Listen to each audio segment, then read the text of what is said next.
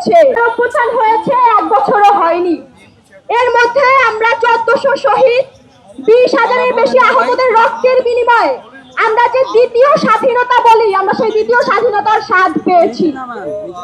কিন্তু এই 1 বছর পের হতে না হতেই আমাদের সেই শহীদ আহত ভাইদের রক্তকে অস্বীকার করে 5 আগস্টে জুলাই গণঅভ্যুত্থানের এই শক্তিকে কালো শক্তি বলে আখ্যা দেওয়ার এই দুঃসাহস যে দেখিয়েছে ফজলু, তার আসলে বিচার জনসম্মুখে হওয়া উচিত।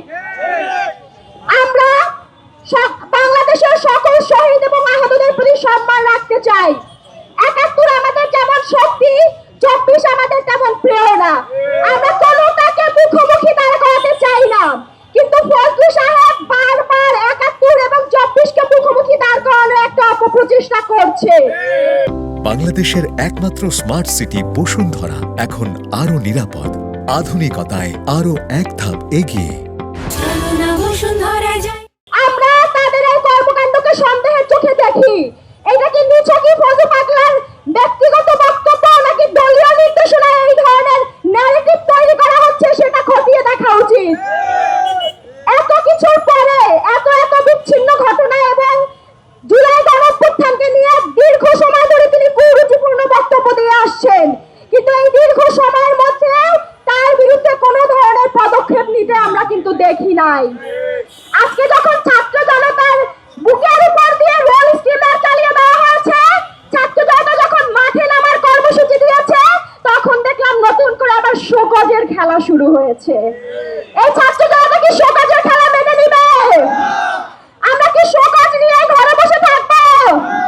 আমাদের 1400-এর বেশি শহীদ, আমাদের যে গণ অভ্যুত্থান, হাজার হাজার ভাইদের যে রক্ত মারিয়ে আমরা যে স্বাধীনতা পেয়েছি, সেই স্বাধীনতাকে যারা কুলঙ্কিত করতে চায়, যারা স্বাধীনতাকে খাটো করে দেখতে চায়, তাদেরকে এই শোকজের নাটক দিয়ে আমাদের কর্মসূচিকে বন্ধ করা যাবে না।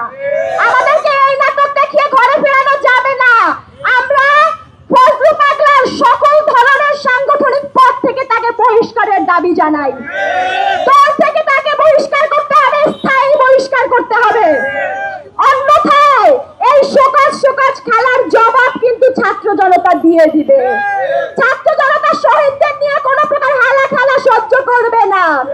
আমাদের 24 এবং 71কে মুখোমুখি করার যে অপচেষ্টা আমরা দেখতে পাচ্ছি, দফায় দফায় টক শো এবং সংবাদ সম্মেলন করে যেইভাবে 24-71কে মুখোমুখি দাঁড় করানো হচ্ছে, এই ধরনের চক্রান্তকে এই বাংলাদেশের 24-এর ছাত্র জনতাই রুখে দিবে।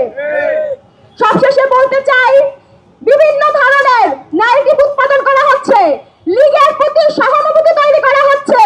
আমরা স্পষ্ট ভাষায় বলে দিতে চাই, লীগারদের যেমন বাংলাদেশে জায়গা হয়নি, তেমনি লীগের দালাল যারা হাসিনার পতনে হাসিনার থেকেও বেশি দুঃখ পেয়েছেন, তাদের জায়গাও বাংলাদেশের মাটিতে হবে না। হাসিনার পতনে বাংলাদেশের সর্বস্তরের ফ্যাসিবাদ বিরোধী ঐক্যগুলো রাজপথে ছিল, মাঠে ছিল, এবং ছাত্র জনতা একত্রিত হয়ে এই হাসিনার পতন ঘটিয়েছে।